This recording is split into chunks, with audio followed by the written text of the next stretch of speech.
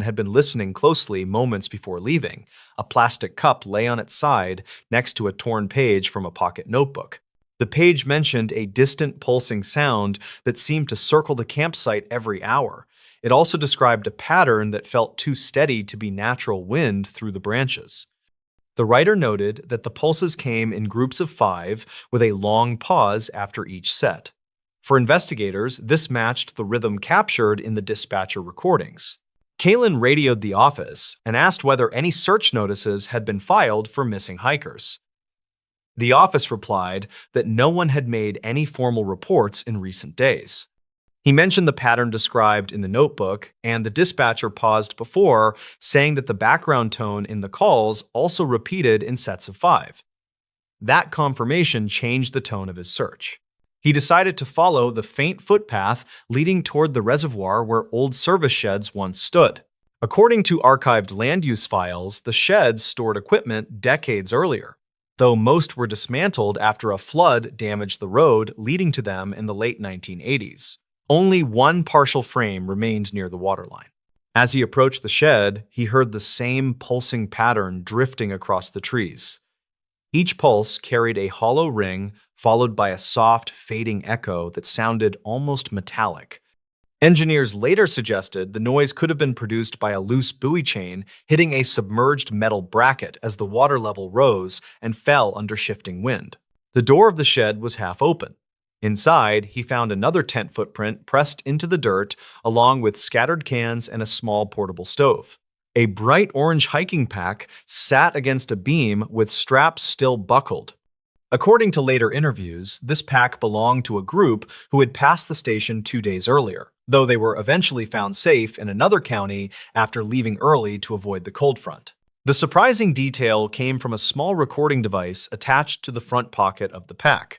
Its red indicator was still blinking, suggesting it had made a short call before running out of power. Kalen played the final segment and heard the same pulsing sound, followed by a strained voice saying a single phrase. The voice said something was moving between the campsites in perfect rhythm with the pulses. He carried the device outside and tried matching the recorded pulses with the sound over the reservoir. The rhythm aligned almost perfectly. When the wind shifted, the pulses grew softer but remained evenly spaced. He noted that every time a pulse hit a louder point, the surrounding birds went silent. Biologists later confirmed that sudden pressure changes around water can startle local wildlife into brief, quiet spells. Kalen searched the shoreline for any sign of the missing hikers mentioned in the notebook. He found only a narrow trail in the reeds that ended near a cluster of driftwood. The mud showed small divots spaced evenly apart. Experts believed these came from someone running across wet ground while carrying a loaded pack. The stride pattern suggested urgency rather than a casual hike. He followed the trail until he reached a rocky ledge where the water carved a narrow inlet. There, he discovered a portable lantern resting on a flat stone with its light still flickering on a dying battery. Someone had placed it carefully, facing outward toward the water as if signaling for help. Kalen turned it off to preserve the battery and noticed fresh scratches on the stone beneath it. The scratches showed the same 5-count pattern seen in the notebook. Investigators believed the marks indicated someone trying to track each pulse while waiting for the next. This detail strengthened the idea that the hikers believed the sound represented something moving or shifting in response to each pulse. Kalen radioed the office again and described everything he found. The dispatcher admitted that the 3 abandoned calls also ended right after the 5th pulse in each cycle. This coordination unsettled Kalen enough that he chose to head back toward the first campsite before nightfall, hoping to find any detail he might have missed. On his way back, the pulses grew sharper as the wind calmed. He paused near a boulder and listened to the rhythm echo across the valley. He noticed that each pulse was followed by a faint rattling sound from deeper inside the trees. Later analysis suggested the rattling could have come from an old fence line partially buried under soil that shifted whenever the wind pushed water against the reservoir wall. When he reached the flattened tent, he found a new set of footprints crossing the earlier ones. These prints pointed toward the access road and appeared lighter, as if someone had walked slowly and carefully. Rangers concluded the hikers likely returned during the short window after Kalen left the site. They probably wanted to avoid the falling temperature and chose the closest route out. The final piece came later that week when audio technicians studied all recordings together. They discovered that the pulsing sound formed a pattern identical to a failing pressure valve inside a submerged outflow pipe near the reservoir dam.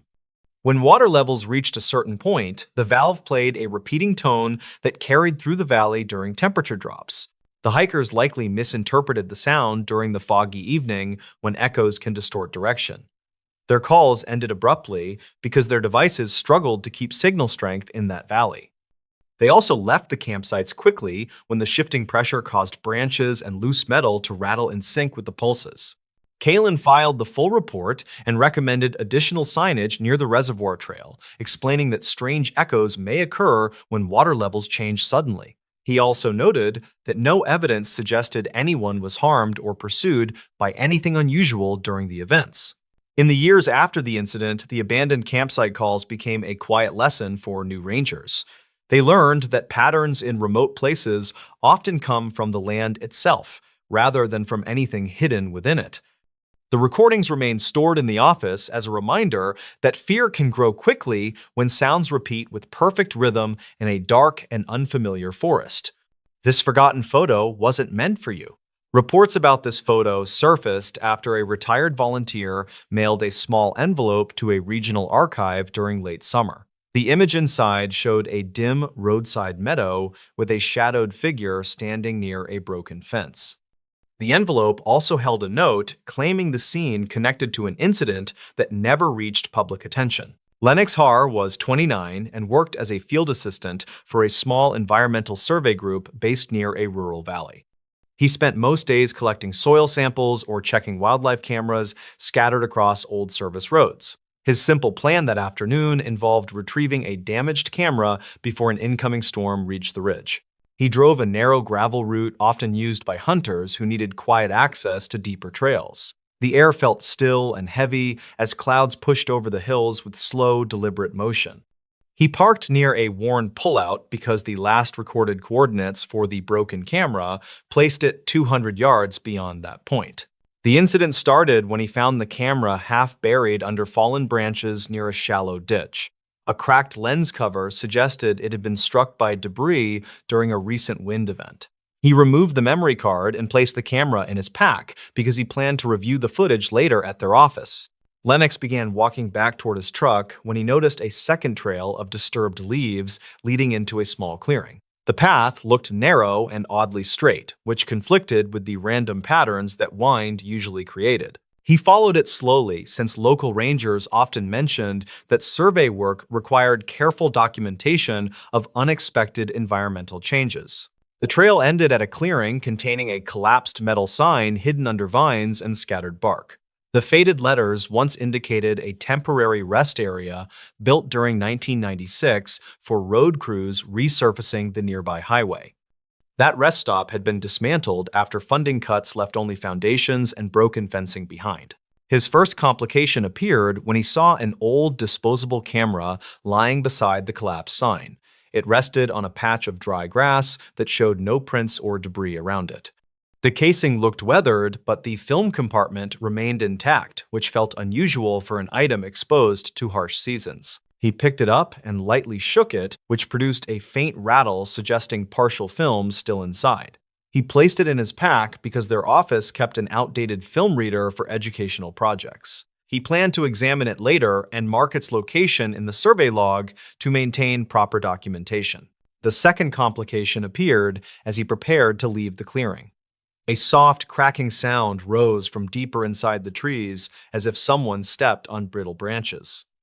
Lennox paused because he believed a person might be in distress or possibly hiding from the approaching storm. He called out a quick question asking if anyone needed help. No one responded, though. The air carried a brief shift in temperature that made him draw his jacket tighter across his chest. He started walking again and aimed to reach the truck before rainfall soaked the route and turned the ditch into a deeper channel. The forest remained silent, except for distant rumbling above the ridge. He reached the truck and began loading his equipment when he heard a faint metallic click near the tree line. The sound repeated twice and seemed to match the shutter of an older camera. He scanned the clearing but saw nothing except scattered branches and a few leaning posts that once supported instructional signs. Lennox drove back to the survey office and used their small utility room to review the damaged wildlife camera footage. Most clips showed common movement patterns created by deer and small mammals crossing the route. The final clip captured a person walking in the opposite direction of the expected trail during early dawn 2 days earlier. The person moved with a slow and uneven gait and carried what appeared to be a small rectangular object at chest height. The image clarity made it difficult to confirm if the object was a camera, though the posture suggested careful framing. Lennox paused the footage because the outline of the clearing gate appeared in the far corner of the frame. He retrieved the disposable camera from his pack and handed it to a senior technician named Corbin, who handled older equipment. Corbin used the film reader and recovered 8 frames, showing a sequence taken from almost the same angle as the collapsed sign in the clearing. The final frame captured a figure standing near the broken fence, with their face turned slightly away from the lens. The figure appeared in muted light, which suggested early morning or late afternoon conditions. A faint shape near the left edge of the frame resembled a folded jacket lying across the old sign. Corbin noted that the film quality indicated the shots were taken after 2010, even though the rest stop closed long before then. Lennox became uneasy after noticing the figure's posture matched the person seen in the wildlife video. Both showed a lean-forward stance and a slight tilt of the head. The rectangular object held by the person on the wildlife footage could match the disposable camera discovered near the collapsed sign.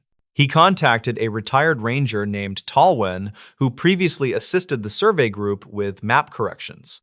She recalled that a solo traveler went missing near that same ridge during early spring 2011. That traveler reportedly searched for abandoned roadside campsites that once held documented historical markers from older transportation routes. The traveler left behind a short note mentioning interest in forgotten structures and plans to photograph locations before seasonal storms erased remaining markers. The final known lead placed the traveler near an old turnout connected to the same service road used by Lennox. Talwin explained that search crews relied on those clues but never found evidence beyond scattered gear. Lennox studied the disposable camera images again and noticed the shadow of an upright post near the figure's left side.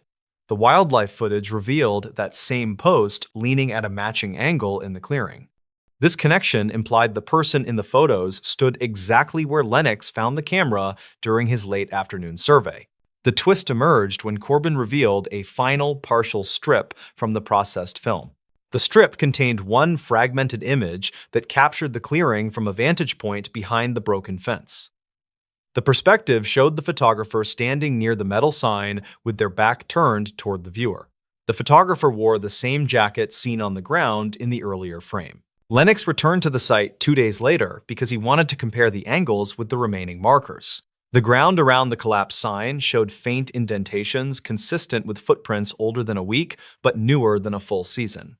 Thin grass leaned toward the ditch as if someone had stood in the area while shifting weight repeatedly. He moved toward the broken fence and found a small rusted clasp lodged between 2 boards. The clasp matched a style used for travel pouches sold widely during early 2000 years. He placed it in a sample bag and took detailed notes to match its position accurately. He also found a torn corner of paper trapped under a rock near the ditch. The paper held part of a handwritten message referencing a plan to document a final viewpoint before leaving the region. The ink showed fading consistent with long exposure, yet the paper itself remained relatively intact. Experts later suggested it drifted under debris layers and resurfaced only when strong winds pushed through the clearing during recent storms. Lennox followed the ditch for 40 yards until he reached a cluster of stones arranged awkwardly in a narrow line. The stones looked intentionally placed because they formed a gentle curve pointing toward a shallow rise behind the trees. He climbed the rise and found a flat patch of ground offering a clear view of the entire clearing. He stood there silently as faint wind pushed shadows across the broken fence. From that point, he could replicate the perspective in the fragmented film strip that showed the photographer from behind. This meant the photo captured someone positioned at the rise while the traveler stood near the sign preparing another shot. The most plausible explanation suggested that the traveler photographed the clearing repeatedly while unaware that someone moved behind them at the rise. That person may have used the wildlife path later identified in the camera footage. The storm that approached during the traveler's final day probably scattered additional traces that might have indicated a struggle or sudden retreat. Local volunteers believe the traveler attempted to return to the main road through the meadow, but became disoriented as rainfall obscured the route. The jacket in the image might have been removed during brief rest or while repositioning equipment. The disposable camera possibly fell during the storm and remained protected under thick vegetation for many years. Lennox provided his findings to regional authorities, who updated the old missing person file with the new evidence. They identified the figure in the wildlife footage as likely matching height estimates from the 2011 case. The possibility of a second person at the scene remained unresolved, though rangers suggested a passing hiker might have crossed paths unintentionally. The forgotten photo carried eerie weight because it revealed the photographer moments before an undocumented event shifted the path of their final hours. The image never showed clear danger, yet implied a presence that remained unaccounted for in any official record. Investigators believed the most reasonable conclusion involved miscommunication and lost orientation rather than malicious intent. Lennox visited the clearing once more during early autumn because the survey group needed updated vegetation samples.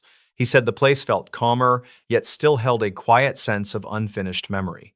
The broken fence leaned further, and the collapsed sign sank deeper into the soil, though the meadow continued growing around them with steady resilience. In the end, the forgotten photo reminded everyone that rural trails often hold small, disconnected moments preserved by chance. A misplaced camera or silent witness can carry fragments of a larger story that fades as seasons shift across old routes.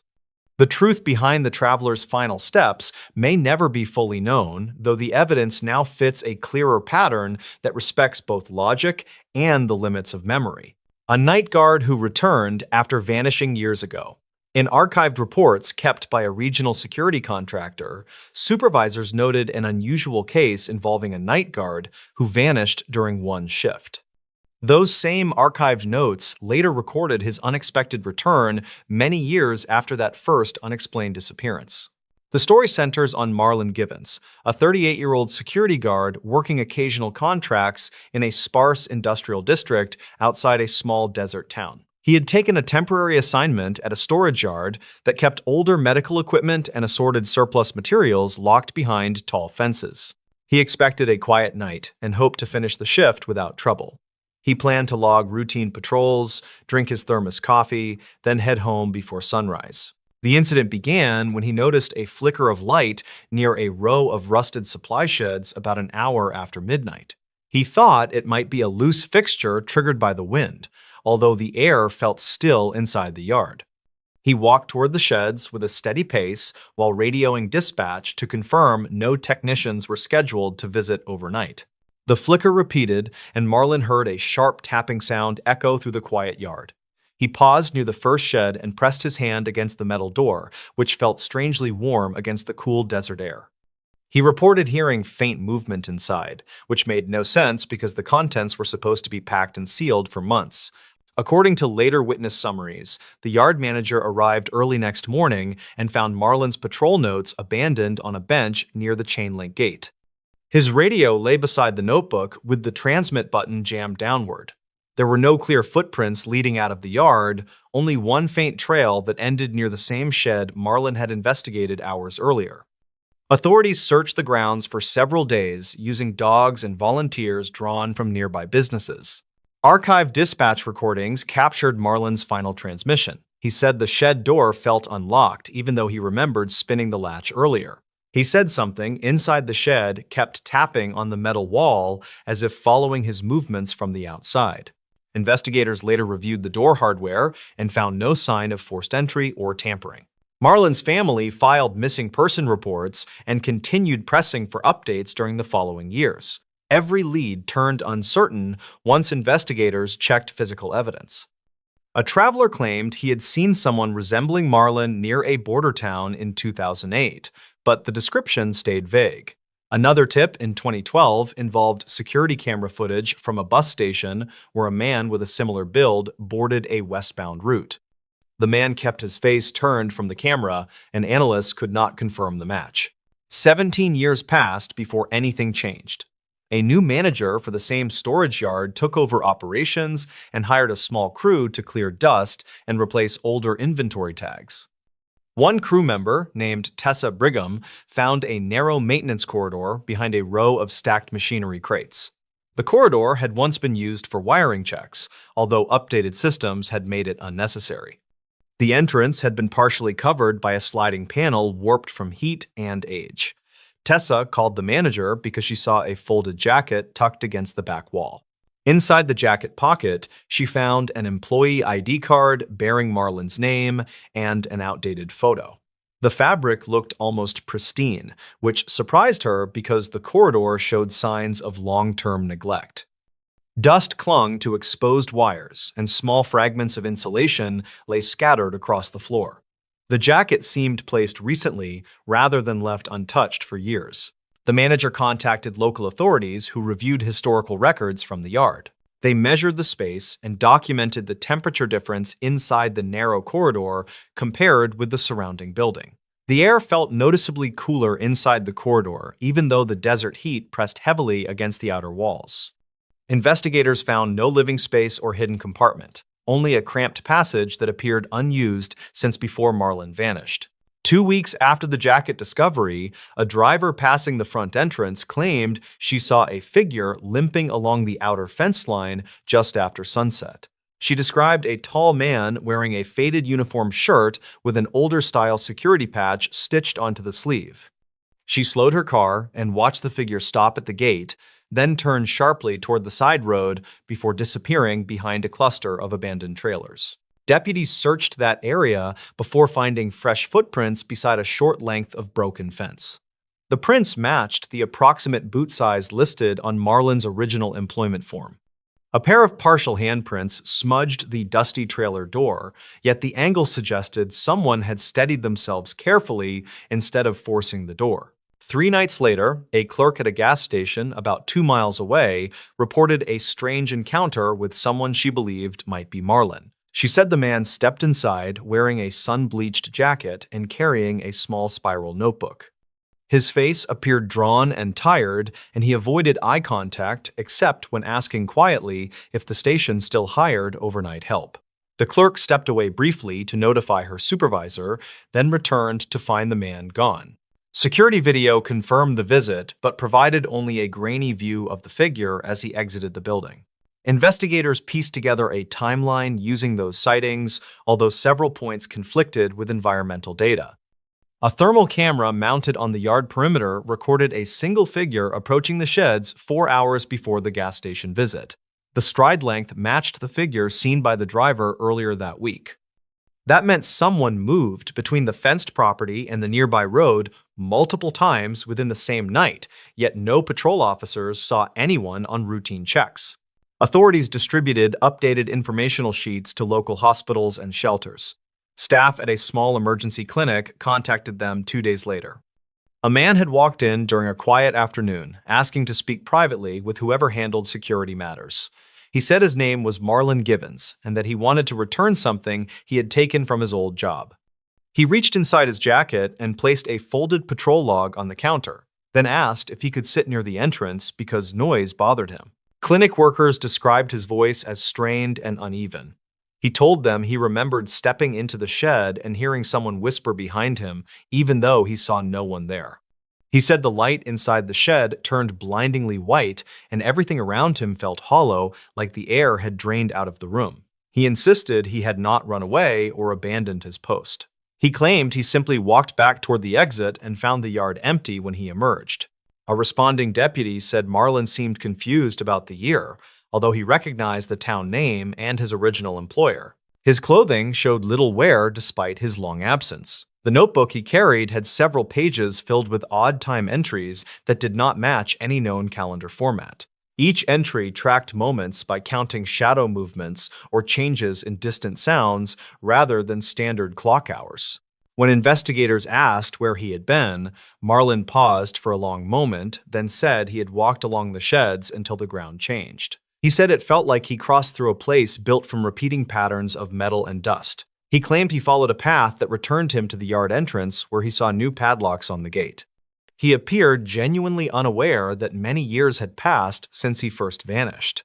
Medical staff examined him and found no serious injuries.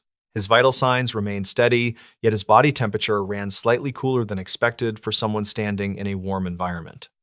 Specialists reviewed his story and proposed several theories, including psychological shock and memory displacement caused by extreme stress. They suggested he might have suffered an episode that blurred his perception of time.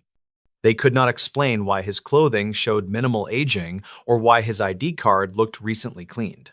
Authorities escorted Marlin to a quiet facility for further evaluation. He answered questions politely but avoided any mention of the narrow corridor where his jacket had been discovered. When shown a photograph of the corridor, he lowered his gaze and said he recognized the texture of the wall but did not understand how his jacket reached that place. He said he felt overwhelmed by certain mechanical noises in the building and asked if he could wait outside until the interview ended. Investigators continued reviewing logs from the night he vanished. They found a short audio clip recorded by a faulty perimeter microphone that had remained stored on an old server. The clip captured a hollow metallic ringing, followed by a voice resembling Marlin's. He said someone kept calling his name softly from inside the shed, even though he knew he was alone. Analysts could not determine whether the voice belonged to a person or a distorted echo created by shifting metal. Marlin eventually returned to stay with distant relatives in another state after the facility cleared his release. Officials stopped their active investigation and recorded the case as a missing person who reappeared under unusual circumstances. They documented every sighting, every recording, and every artifact, but found no clear explanation for the long gap in Marlin's life. Residents near the storage yard still talk quietly about the sheds. Some say the flickering light has returned many times, although the equipment inside has not changed in years. Others claim they have seen a tall figure walking between the crates long after the yard closes for the night. Each story remains unverified, but the security company moved patrol routes away from the sheds as a precaution. The case leaves more questions than answers. Marlin lives quietly and avoids discussing the event except when officials request brief statements. He says he feels grateful for ordinary routines and tries not to dwell on the missing years. He still believes he only stepped into the shed for a short moment and returned to find the world changed around him. No clue in the case? Check the basement steps. Archived county summaries about a stalled investigation often mention one note written in shaky handwriting by a frustrated detective. The note said, investigators found no lead strong enough to explain a disappearance until someone suggested checking the basement steps. The account follows Rowan Latchford, a 34-year-old property inspector assigned to evaluate older rental homes in a quiet valley town.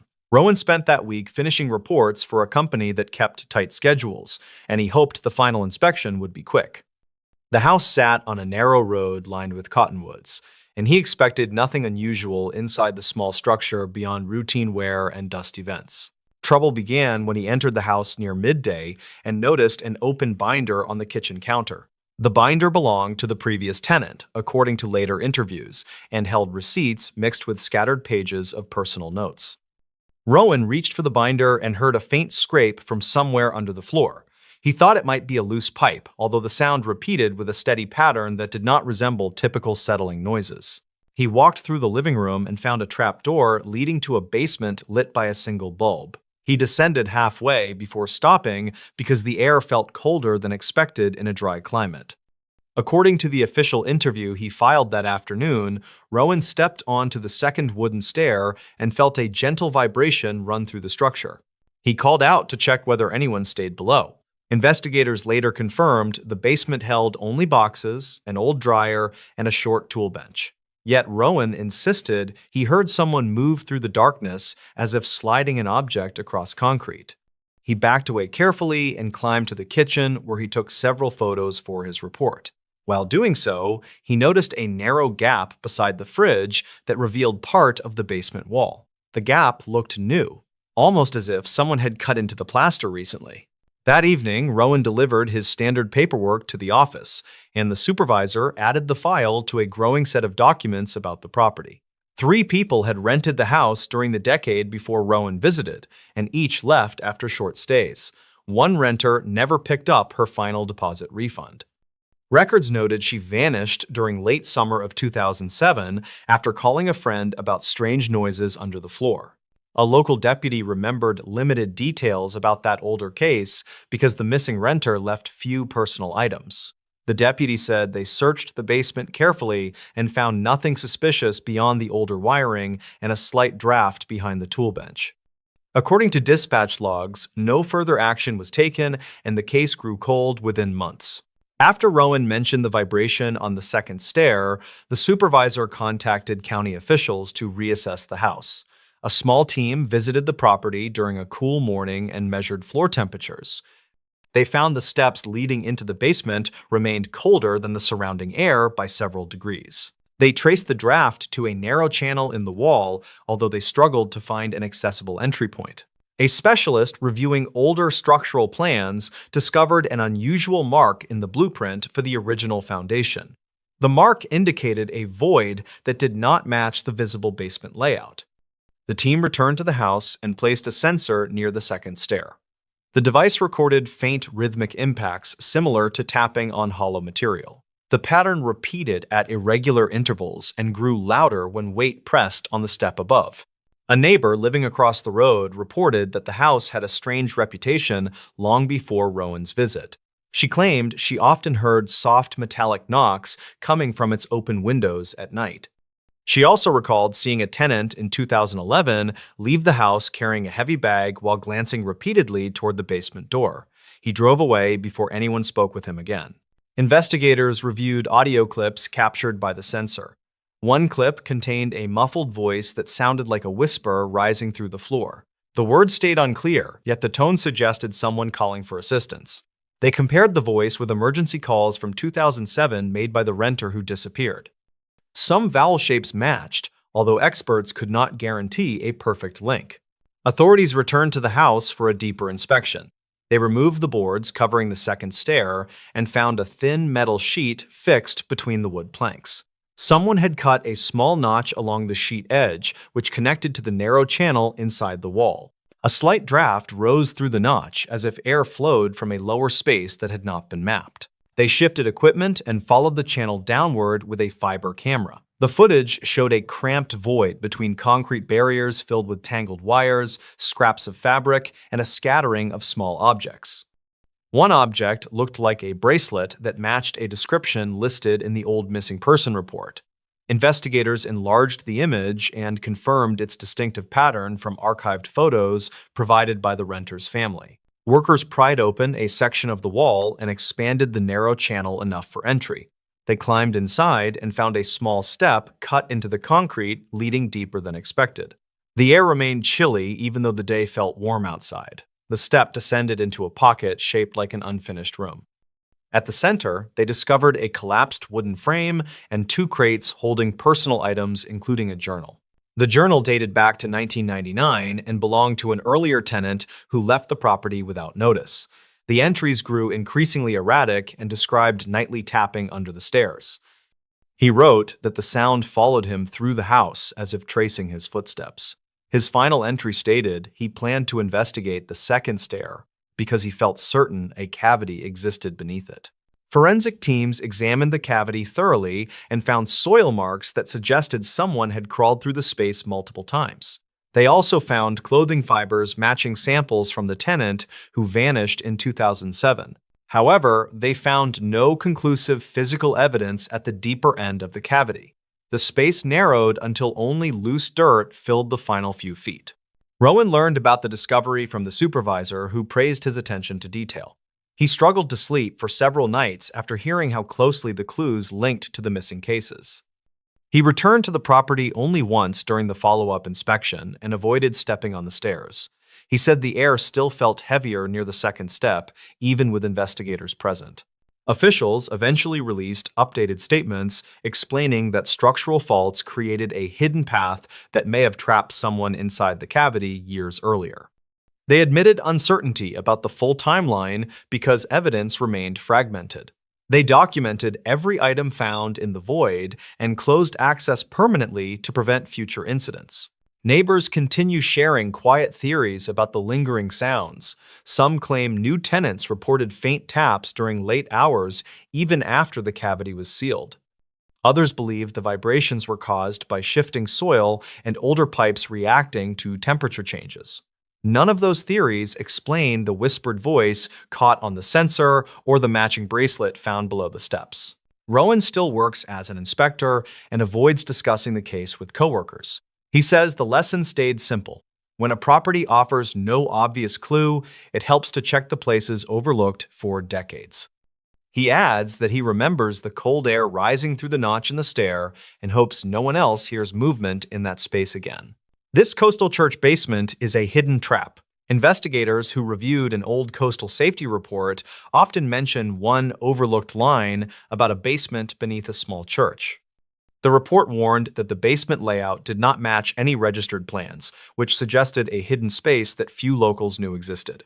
The story follows Leda Corvan, a 36-year-old maintenance contractor hired to check storm damage along a quiet shoreline district.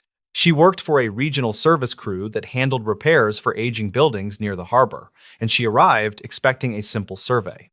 Her final task involved inspecting a weathered church built during the early 1920s, and she hoped to finish before the tide winds grew strong. Leda walked through the main hall while noting cracks along the plaster and water stains creeping down the stained glass frames. She found the air noticeably colder near the rear doorway, and she marked it as a possible ventilation issue. She planned to measure the heating ducts, then return to her truck before reporting her findings. Trouble began when she stepped into a narrow corridor that led toward the basement. She heard a faint rhythm rising from below, and the sound resembled someone dragging a thin object across stone. She called out to check whether the pastor remained in the building, yet the hall stayed quiet. She decided to investigate carefully because her contract required full inspection of foundation areas. According to her later written statement, Leda descended the first set of stairs and reached a landing paved with old bricks. She noticed a light fixture that flickered weakly, and each flicker seemed timed with the dragging sound rising through the floor. She tested the bulb and realized the wires had been cut long ago. The faint light came from a source deeper inside the basement. The official building file showed only one basement room used for storage. Yet Leda found a second doorway that did not appear in the plans. She pushed it open gently and found another staircase built from uneven stone, and cold air drifted upward in slow pulses. She switched on her small inspection lamp and stepped downward until she reached an arched chamber lined with damp walls. The chamber held several wooden pews stacked against one side, along with a wooden crate that had been pried open recently. Inside the crate, she saw pages from a handwritten ledger bound with twine. The pages described attempts to reinforce the church foundation during 1954 using volunteers rather than licensed workers. The entries grew strange as they continued because they mentioned hearing voices from a deeper level beneath the stone floor. Leda photographed the crate and the ledger pages before noticing a narrow passage cut behind a row of broken pews. The passage sloped downward and ended at another set of steps that curved sharply to the right. The dragging sound echoed through the curve, and each vibration felt stronger than before. Leda radioed her supervisor to report a possible structural hazard, then moved far enough into the passage to gather more details. A retired caretaker who lived nearby later told investigators that the basement once extended toward an older storm drain tunnel. He said past staff members occasionally heard footsteps rising through the stone, but they dismissed the sounds as pressure shifts caused by high tides. He also recalled that one volunteer worker disappeared during the 1950s after entering the basement to repair a collapsed beam. Leda continued recording her inspection, and the audio captured sudden impacts on the walls surrounding the lower steps. She described the impacts as heavy strikes that repeated in slow sequences, then paused without warning. She noticed the stones seemed recently polished in certain areas, even though the rest of the basement carried layers of dust. She marked these polished patches as unusual points for later examination. Officials reviewed Lada's pictures and found concealed hinge marks beneath the dust along the side of the step curve. The marks indicated a hidden panel that once opened into another space, sealed sometime after 1973 when new building permits updated the church blueprint. That sealed space matched no registered design and had no documented purpose in county files. A local volunteer group joined investigators to help remove debris from the passage. They cleared the curve and found an iron gate wedged shut by fallen stones. When they lifted the stones, the dragging sound started again, now louder and more deliberate. The group paused to listen, and the sound seemed to circle the chamber below, as if someone traced the perimeter in measured steps. They forced the gate open with careful pressure. The interior revealed a second chamber shaped like a half dome, with water pooled along its edges. The air felt colder than expected for a coastal underground room. Near the center lay a sunken depression filled with old ropes, stained cloth, and a metal toolbox. The toolbox held wrenches and nails coated with salt from decades of exposure. The dragging sound returned when one volunteer stepped near the depression. It echoed beneath their feet and shifted toward the steps, which startled the group.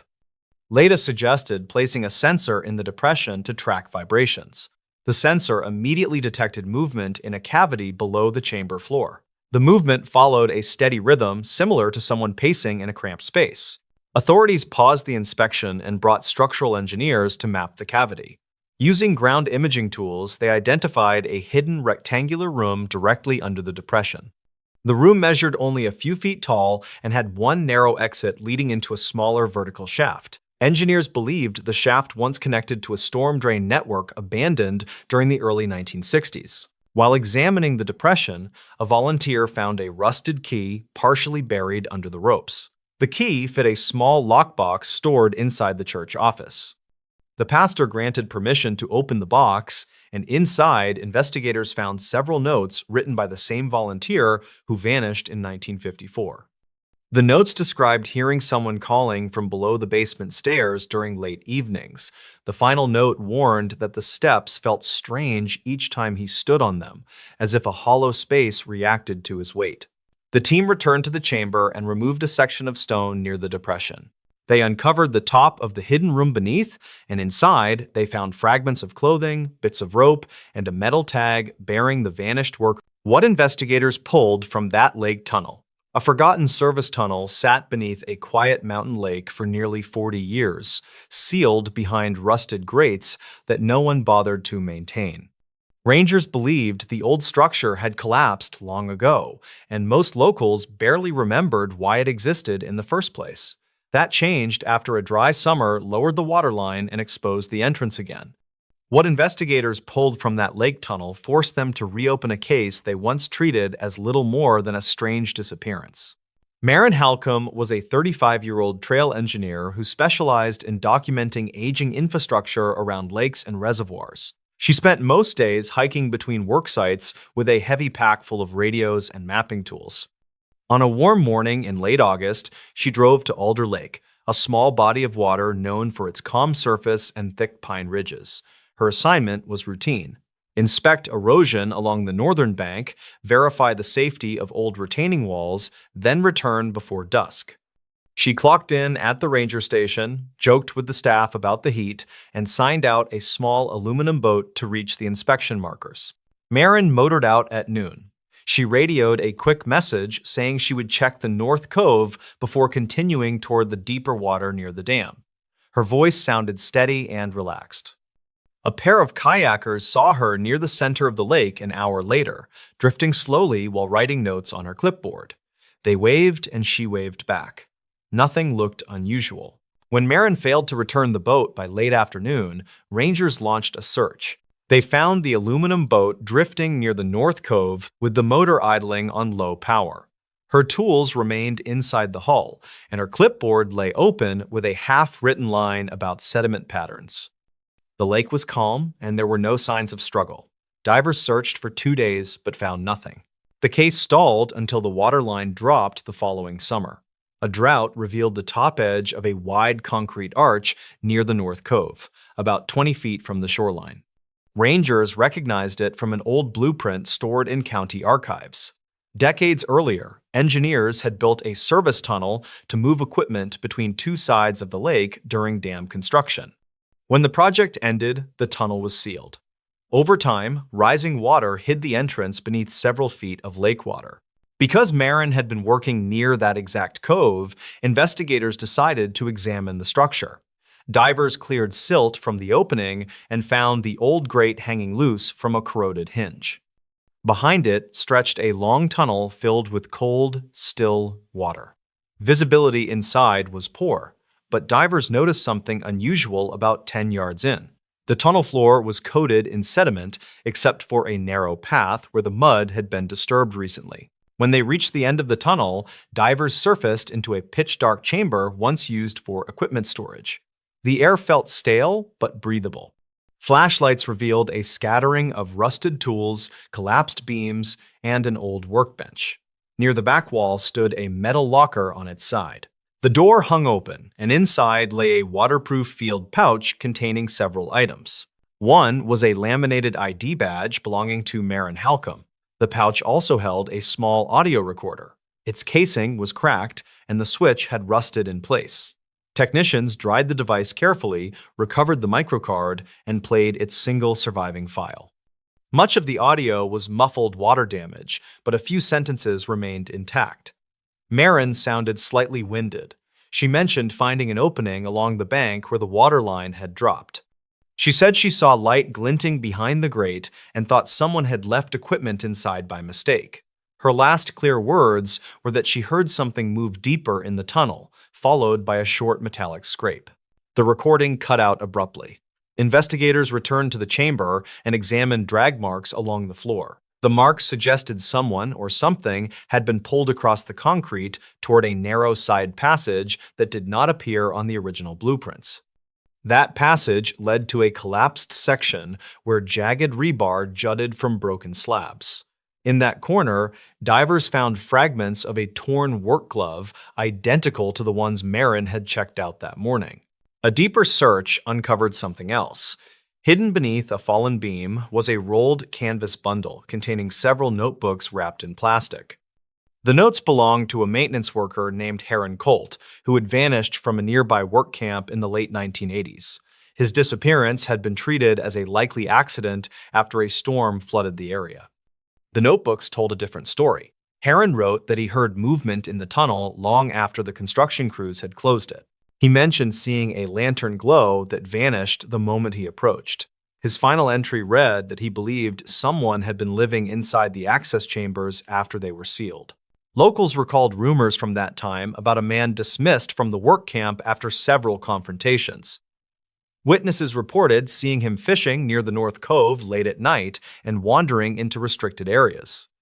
Nothing linked him formally to Heron's disappearance, and the matter faded as the lake rose and sealed the tunnel for good. Now, investigators had two vanished people, decades apart, tied to the same underwater structure. During a final sweep, divers found something wedged behind a rusted maintenance cabinet. It was a length of nylon rope, frayed at one end and tied at the other with a crude loop. The rope had been jammed deep between the cabinet and the wall, as if intentionally hidden. Tests showed it had been submerged only a short time. Nearby, on a scraped section of concrete, technicians lifted a partial boot print inconsistent with Marin's or the diver's equipment. The pattern matched older logging boots sold regionally in the early 2000s. In the weeks that followed, investigators pieced together a theory. Someone familiar with the old structure had been accessing the tunnel during periods of low water for years. They could have used the storage chamber as a shelter, reachable only when the lake receded. Heron's notes suggested this individual may have been using the tunnel since the construction era. The drag marks and rope indicated the person used the side passage regularly, possibly as an escape route when water levels rose. Marin likely entered out of curiosity, unaware that the tunnel still had a living occupant. No trace of that occupant was found. Not in the chamber, not in the woods surrounding the lake. Rangers increased patrols, and the county sealed the entrance with reinforced concrete. Boaters still avoid the North Cove, and longtime residents say the lake feels different now, quieter in a way that makes people stay close to shore. What investigators pulled from that lake tunnel offered no final answers, only the remnants of two lives interrupted decades apart. The items sit in climate-controlled storage boxes in the county evidence room. Marin's clipboard rests beside Heron's notebooks. Both point toward the same forgotten place beneath the lake where darkness, stale air, and unexplained movement lived long after the surface world forgot the tunnel even existed. Why this forest bridge terrified every hiker. A narrow forest bridge became the center of an investigation after hikers reported the same strange detail that appeared again and again over nearly a decade. That bridge stood deep inside a protected woodland reserve, and although thousands of people passed it during daylight, only a handful crossed it near dusk. Their accounts drove rangers to review old logs, archived calls, and a long-neglected report that revealed why so many felt uneasy near that span. Elon Mercer was a 31-year-old trail cartographer hired to document erosion along older footpaths. His job required long hikes with a pack full of measuring tools, and he often worked alone because his schedule changed constantly. One afternoon in early fall, he planned a simple route that would take him over a ridge, down into a fern-covered valley, then across the narrow footbridge locals called Pine Crossing. He left the ranger station just after noon, logged his coordinates, and told the desk attendant he expected to return before sunset. He moved quickly for the first few miles. The air felt crisp, the forest quiet, and the trail looked freshly cleared. By mid-afternoon, he reached the ridge and began his descent toward the bridge. At that point, he radioed a short update saying the trail conditions seemed stable. His tone sounded normal. Nothing suggested concern. Nearby hikers later said they saw him pass with an easy stride, and he nodded politely before heading farther down the trail. Elon did not return that evening. The desk attendant called him at 7, then called again 30 minutes later. No response came through the radio, and his phone went straight to voicemail. Rangers hiked out with flashlights and checked the ridgeline first. They found nothing until they reached the bridge where Elon's pack sat propped against the railing. His tools were inside, neatly arranged. The pack showed no damage, and his notes appeared undisturbed. The only unusual detail was a thin coating of soil on the bridge boards, as if someone had crossed moments earlier. Search teams swept both sides of the valley for 2 days. Cadaver dogs tracked faint scent trails along the waterline, but lost the trail near a cluster of boulders.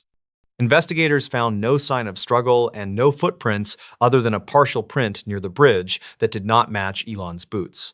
The absence of evidence strengthened the feeling that he had been led away rather than forced. The case stalled when no additional clues surfaced. The turning point arrived 3 years later when a visiting hiker named Tessa Grange reported hearing footsteps behind her as she crossed the same bridge. She turned twice but saw no one. The forest felt still, and she described a sudden sensation of someone standing close to her left shoulder. She walked faster and reached the opposite bank without looking back again. When she returned to the ranger station, she filed a quick statement and mentioned a detail that startled the staff. She said she heard a low metallic click near the end of the bridge. That matched a sound noted in Elon's original report logs from earlier that year. Rangers reviewed archived incident files and discovered several scattered entries that all described the same feature. Hikers said the boards near the center of the bridge creaked in a pattern that suggested weight distributed unevenly.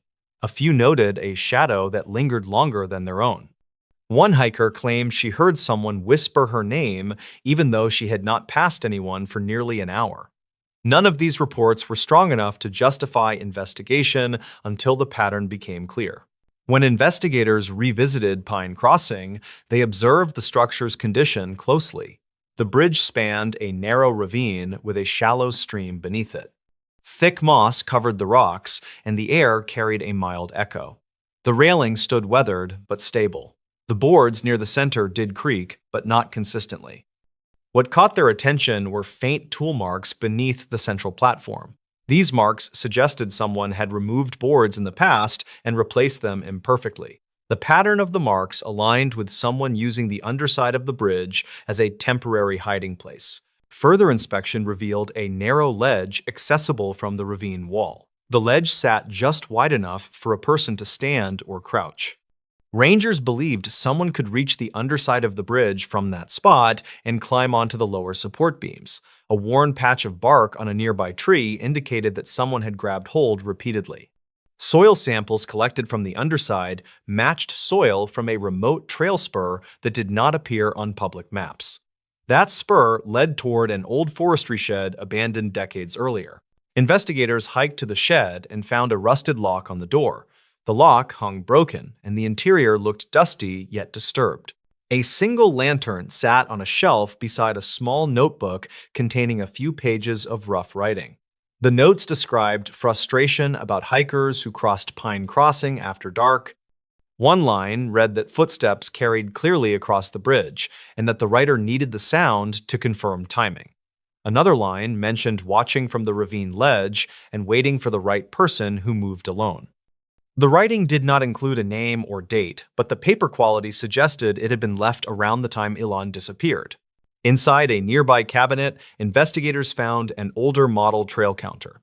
The device recorded motion along a narrow path and stored basic timestamps. When technicians accessed the memory, they found several entries showing activity near the ravine at irregular intervals. One timestamp aligned closely with the day Elon vanished. Another aligned with the day Tessa heard footsteps behind her. The counter logs suggested someone used the hidden spur trail regularly until roughly a year before the device was discovered. Rangers interviewed longtime residents living near the forest boundary. One elderly man recalled seeing a figure carrying a lantern near the ravine 10 years earlier. He assumed it was a surveyor until he noticed the figure walking directly beneath the bridge. A former fire crew volunteer remembered that the old forestry shed was once used as a temporary lookout post during wildfires. He said that access to the ravine ledge had been mentioned in old training manuals, though most newer staff never learned about it. These statements gave investigators a clearer understanding of how someone could watch hikers unnoticed for years. The most compelling clue emerged when technicians enhanced an older trail camera photo taken from a ridge overlooking Pine Crossing. The image showed a small silhouette moving under the bridge around the time Elon went missing.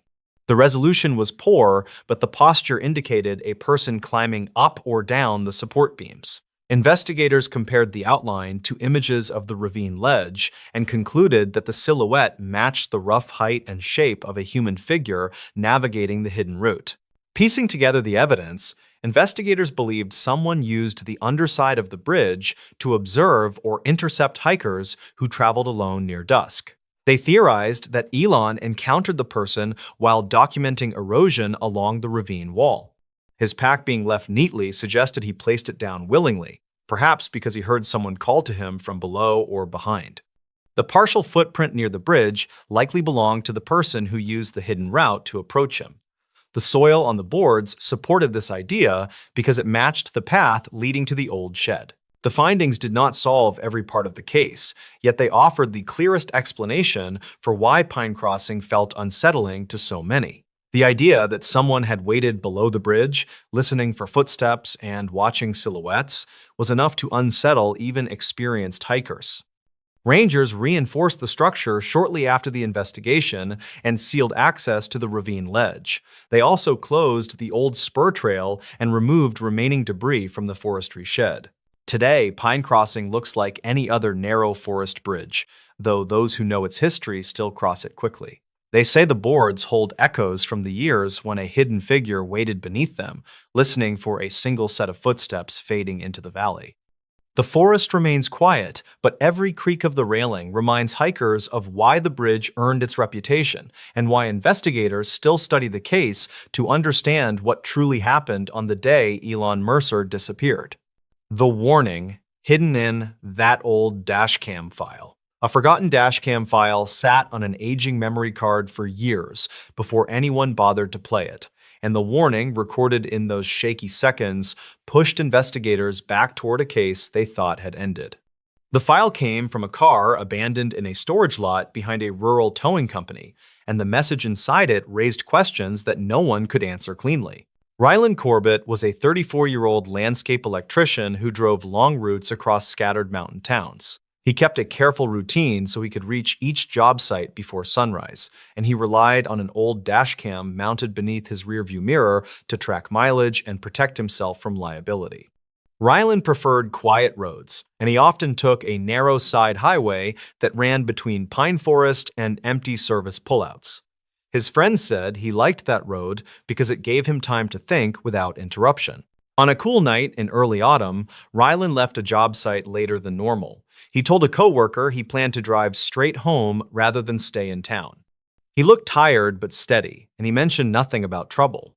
He bought fuel at a station near the highway entrance, grabbed a bottle of water, then headed toward the dim mountain road he used every week. His last confirmed call came through his work phone at roughly 9, and he said he expected to arrive home in 2 hours. He never arrived. A county deputy found his truck the next morning parked at a slight angle on the shoulder of a forest stretch that saw little overnight travel. The engine was cold, the doors were locked, and Ryland's tools sat neatly in the truck bed. There were no signs of a struggle and no indication he left the truck willingly. Search teams combed the woods for 2 days, but found nothing beyond faint footprints leading a short distance into the trees. Those prints vanished in a patch of dry needles where the ground was too firm to hold detail. The truck remained in evidence storage for months until the case grew cold. Eventually, it was transferred to a private towing lot. The dashcam stayed attached inside the cab, and no one checked the memory card again until nearly 8 years later when the towing company changed ownership. During a routine inventory sweep, an employee named Soren Lay removed the old dashcam because it rattled when he shut the door. He decided to check the card out of curiosity, and the first playable clip froze him in place. The file began with ordinary night driving. The headlights cast narrow beams over cracked asphalt as the forest shifted around the truck. A low hum filled the microphone, likely from the engine. Ryland's voice appeared once near the start, and he sounded annoyed about a vehicle that seemed to be trailing him for several miles. His tone was controlled, yet it carried an edge of confusion. He asked if the driver behind him needed to pass, then muttered that the vehicle kept fading out of view and returning again. A few minutes into the video, the headlights from a trailing vehicle appeared at the far edge of the frame. The light glared briefly, then vanished as if the driver dipped their beams or pulled back suddenly. The dashcam's date stamp suggested it matched the time frame of Ryland's disappearance, though the digits were partially corrupted. About 20 seconds later, Ryland whispered that he saw the trailing vehicle again through his side mirror. His voice tightened as he said the truck behind him had a broken fog light on the passenger side. That detail mattered because similar reports surfaced around that same highway during preceding months. The recording shifted as the truck rounded a bend. The microphone picked up a metallic rattle from the passenger door, followed by a faint rustling sound that seemed out of place. Analysts later believed the rustling came from something brushing along the truck exterior. Ryland's breathing quickened, and he said someone had stepped onto the road ahead. The camera captured no figure, yet the truck slowed sharply. Ryland spoke again, stating that he recognized something about the person's movement. His next sentence was barely audible, and investigators could not confirm whether he said the word drugged or dragged. The audio fractured when the trailing headlights suddenly filled the dashcam frame. The glare overwhelmed the sensor, and the clip flickered between brightness and near darkness. Ryland cursed under his breath and said he would pull into the next service turnout. The microphone caught the heavy thump of the truck hitting loose gravel. The truck angled toward the right shoulder, where a small turnout opened beneath leaning pines. The camera tilted as if the mounting bracket loosened. The final 2 seconds before the cut showed a blurred outline near the driver's side window. That outline appeared tall, with narrow shoulders, though the frame lacked enough clarity to define facial details. The dashcam file ended abruptly. The final second recorded a strange 3-tone pattern that technicians believed came from the dashcam's internal warning system. Older models produced that sound during sudden vibration, but the pattern also triggered if the device detected manual interference. The combination of glare, sudden movement, and the abrupt cutoff suggested someone may have touched the dashcam before the recording terminated. Investigators re-examined witness reports from the night Rylan vanished. Several drivers traveling the mountain road claimed they saw a dark truck with a broken passenger fog light weaving across lanes. One driver described the truck slowing near the service turnout where Rylan's vehicle was later found. None of the witnesses could identify the driver, and the truck disappeared before deputies reached the area. A retired ranger who lived near the bend reported hearing a loud engine rev shortly after 9:30, followed by quiet for nearly an hour. The discovery of the dashcam file renewed interest in the case. Investigators mapped the route Rylan took that night and matched his comments in the clip to mile markers along the forest road. The moment he mentioned the broken fog light aligned with a curve known for concealment due to heavy tree cover. The point where he slowed matched the turnout used historically by maintenance crews who serviced power lines. That turnout had a narrow footpath leading deeper into the woods, though the path was overgrown by the time search teams inspected it again. The dashcam audio mentioning recognition gained particular interest. Rylan had completed several contracts in the same region during the months before his disappearance, and he frequently worked near remote properties. Detectives theorized that he may have encountered the same vehicle or person previously. His coworker mentioned an incident where Rylan complained about someone idling along a worksite access road late at night. Rylan believed the driver observed him for several minutes before speeding away. That report never escalated because Rylan dismissed it after a few days. Advanced audio processing on the final seconds of the clip revealed a faint background voice overlapping Rylan's last words. The voice spoke too quietly to capture full phrases, though analysts isolated a short fragment that sounded like "keep him there" or "keep it there." They could not determine if the voice came from inside the truck or through the partially open window. The possibility of a second person near the vehicle strengthened the idea that Rylan had pulled over because he believed he could talk to whoever stepped into the road. The three-tone warning pattern at the end of the clip became a focal point. Dashcam specialists explained that the pattern activated when the camera detected physical contact strong enough to tilt the lens. This aligned with the blurred outline near the window. Investigators believed someone reached into the cab or struck the dashcam mount, causing the device to shut off. They compared the timing of the audio cutoff with the impression marks found on the driver's side door, which appeared years earlier during the original inspection. Those marks seemed consistent with someone bracing a hand or tool against the doorframe. Though the dashcam file did not reveal a face or plate number, it provided the clearest sequence of events leading to Rylan's disappearance. It confirmed that he felt watched long before he pulled into the turnout and that someone approached his truck at the exact moment the recording ended. It also established that the trailing vehicle appeared intentionally evasive, repeatedly hiding its lights and adjusting distance. The file now sits in a secure archive at the county office. Investigators revisit it periodically, studying the brief seconds that captured Rylan's warning. They say the clip reflects a man who realized something was wrong, but still believed he could manage the situation. Locals who travel the mountain road at night still talk about the broken fog light that appeared in several witness reports and the possibility that the driver behind it learned the forest well enough to disappear without trace. The warning hidden in that old dashcam file continues to shape how the case is understood, offering a glimpse into those final moments when headlights, shadows, and a sudden outline at the driver window converged into one unanswered mystery. What this abandoned motel closet was hiding. An old desert motel was weeks from demolition when workers opened a closet in one of the back rooms and uncovered something that forced an investigation into a case many people had forgotten. That closet sat behind a warped door in a corner unit that rarely rented out, and the discovery inside it changed how investigators understood a disappearance from years earlier. Taryn Isley was a 32-year-old field surveyor who often stayed in small roadside motels during long environmental assessment jobs. She traveled alone most weeks, and her company booked her into older motels because they were inexpensive and usually quiet. On a warm afternoon in late spring, she checked into the Suncrest Motor Lodge, a property near the edge of a small desert town that had lost business as newer hotels opened along the highway. Taryn stayed there once before and remembered the rooms being basic but reliable. Her goal for the day was simple. She planned to organize soil samples, send a few reports, then rest before an early drive to the next survey site. She dropped her bags onto the bed, opened the curtains, and called her supervisor to confirm the next morning's route. Her tone in that call seemed cheerful, and there was nothing unusual about her routine. She walked down to the vending machines an hour later, waved politely at the clerk behind the counter, then returned to her room. Taryn did not answer calls the next morning.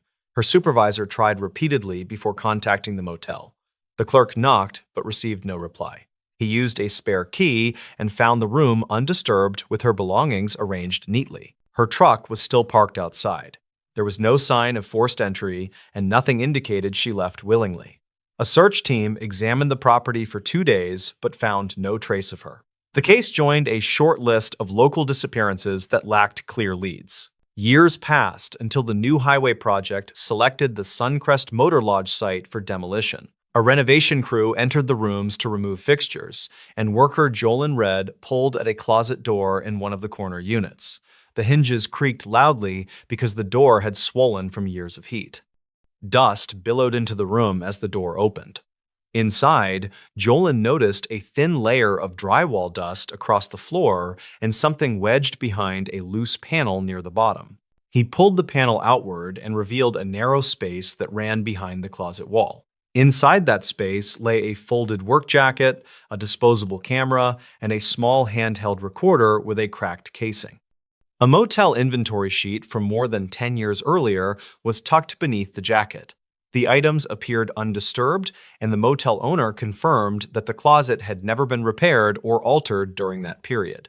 Investigators took the items and examined them in a controlled environment. The disposable camera contained 8 undeveloped frames. Technicians processed the film and recovered images that showed portions of motel hallways, an empty parking lot at night, and one blurred frame taken from inside a room. The angle of that interior photo matched the layout of the room where Taryn stayed. Time codes were faded, but the chemical degradation suggested the film dated from the same period as her disappearance. The recorder held a short audio clip. Most of it contained background static. Near the middle, a faint voice whispered that someone had used the service corridor again and that footsteps had passed the room twice. The voice mentioned hearing a key scrape against the outer door. The final seconds captured a soft metallic sound. Analysts believed it was the same type of sound made by the old utility keys used by maintenance staff at the motel during that era. Detectives interviewed former employees, including a retired maintenance worker named Hollis Greer, who remembered a narrow service corridor that ran behind several rooms. It allowed staff to access plumbing and wiring without entering guest spaces. Hollis said the corridor had several offshoots that were later sealed when the motel changed ownership. He recalled that the corner rooms often had issues with water lines, and those repairs required him to use the hidden access points. Witness statements from long-term residents of the town helped rebuild the timeline. A woman who lived near the motel reported seeing a man wearing a dark jacket walking along the rear service path the night Taryn vanished. She remembered hearing the sound of a heavy door opening, but did not see where the man went afterward. Another witness recalled a truck idling behind the dumpster area around the same time, though the witness could not identify the driver or the truck model. Detectives compared the jacket found in the hidden space with old staff records. The jacket style matched uniforms issued to maintenance workers before the motel changed management. A faded tag inside showed partial initials that could not be confirmed. When investigators questioned Hollis about the uniform, he said his jackets were collected by management when he retired and that none were missing from his inventory. He admitted that a few part-time workers may have used his tools during night shifts, though he could not recall names with certainty. As investigators mapped the layout of the service corridors, they determined that the hidden panel connected directly to the wall behind the room Taryn had occupied. Evidence showed the panel had been opened and closed repeatedly over many years. Scratches along the inner frame suggested someone accessed the space using a narrow pry tool. The recorder's audio clip mentioning footsteps matched the idea that someone used the corridor that night. The strongest clue came from the 8th photograph on the camera. It showed a partial reflection in the room's television screen. The figure appeared to hold the camera at chest height, and the outline suggested a person of medium build wearing a uniform-style jacket consistent with the one in the closet. The reflection was too blurred to identify facial features, but investigators noted a metal badge clipped near the collar. The motel owner confirmed that staff during that time used metal badges with their position titles. Piecing the evidence together, investigators believed someone with access to the service corridor entered Taryn's room late that night. They theorized that Taryn heard something in the hallway, began recording out of caution, then placed the camera and recorder near the closet when she sensed movement behind the wall. The person who entered may have realized she had documented something and hid the items inside the access space before leaving. The absence of signs of struggle suggested she may have been led out of the room under some pretense. The discovery of the hidden items did not solve the case entirely, yet it offered the clearest explanation for why no evidence appeared in the original search. Investigators concluded that the service corridor created an unnoticed route into and out of the room. The corridor's outdated design and its connection to locked utility rooms provided a path for someone who knew the building well.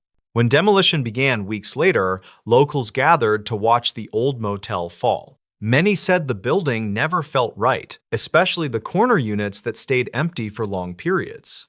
The closet in that abandoned room had concealed items that kept a missing person case alive, offering a glimpse into the final hours of someone who deserved answers. The motel is gone now, but the evidence from that closet remains in an archive box at the county office. Investigators still revisit it when reviewing cold cases, and they say the discovery proved that quiet places often hold the loudest secrets. The note found inside that highway trash can. A road crew found a folded scrap of paper inside a dented highway trash can, and the message on it raised questions that have never fully settled. That note appeared during a routine cleanup shift along a quiet desert stretch where almost nothing ever happens. Its words seemed rushed and uneven, and the final line pushed investigators toward a case that had quietly stalled. Mara Tisdale was a 33-year-old supply driver who usually took the same 200-mile route through open desert. She left the depot before sunrise, and she expected an easy run with one stop for fuel and another for paperwork. Mara liked the silence that came with early driving, and she used those hours to clear her thoughts before the day grew hectic. Her dispatcher remembered that she sounded relaxed during her check-in call that morning, and nothing seemed out of place. Her plan shifted when she noticed a small silver sedan pulled onto the shoulder about 60 miles from the nearest town. The hazard lights blinked in an irregular pattern, and Mara slowed because instinct told her something was wrong. She stepped out and called toward the car, but no one answered. She noticed a faint ringtone inside the vehicle, and the sound echoed in the dry air with strange clarity. Mara said later that she believed someone had left in a hurry because a door stood slightly open and a jacket lay across the seat. She reported the abandoned car to Highway Patrol, then waited for a trooper to arrive. Trooper Len Coates reached the scene after 20 minutes, and he agreed that the car looked recently occupied. He found a phone inside with a cracked screen, but the battery had died. He also found a fuel receipt printed the previous evening from a nearby station. Coates logged the vehicle for towing, and a search team walked a narrow radius along the shoulder. They found only footprints in the loose dirt that stopped abruptly near the drainage ditch. The sedan belonged to a 31-year-old lab technician named Orrin Kay, who lived in a small desert town 2 hours away. Orrin was known for keeping to himself, and he rarely traveled beyond a short commute between his apartment and his workplace. He had left work early the previous day, and his supervisor said he looked distracted while finishing a final inventory check. A neighbor later reported hearing his car leave late that night, though the neighbor did not see him. The case gained momentum a week later when a highway cleanup crew inspected a rest stop trash can about 10 miles from where the sedan had been found. Worker Jace Renner removed a layer of fast food wrappers, then spotted a folded piece of yellow paper wedged against the inner rim. He unfolded it carefully because the paper felt damp. The writing looked shaky, and the message mentioned being followed by a man driving a dark truck with tinted rear windows. The writer said he feared the driver had waited near his apartment for hours, and the final line urged whoever found the note to check the camera near the north ramp. Investigators revisited the rest stop and located the camera mentioned in the note. Though its recording unit malfunctioned during the night, Oren vanished. Technicians recovered partial frames that showed the outline of a person placing something in the trash can. The figure moved quickly and kept a hood drawn low. The images were too blurry to confirm identity, but the timestamp narrowed their timelines significantly. Based on the angle of the shadow, investigators believed the figure arrived shortly after sunrise on the day the sedan was found. Detectives spoke with staff at the fuel station, noted in the receipt. A manager remembered a customer matching Oren's description who bought coffee and left in a hurry shortly before closing. The customer asked if anyone else had been in recently, and the manager said that a dark pickup had idled outside for several minutes before driving off. Witness description of the truck matched the one mentioned in the note. Further interviews revealed that a similar truck had been reported twice near Oren's apartment complex in the week before his disappearance. Both reports came from residents who noticed the truck making slow passes at night. Investigators searched Oren's apartment and found handwritten pages inside a drawer near the kitchen.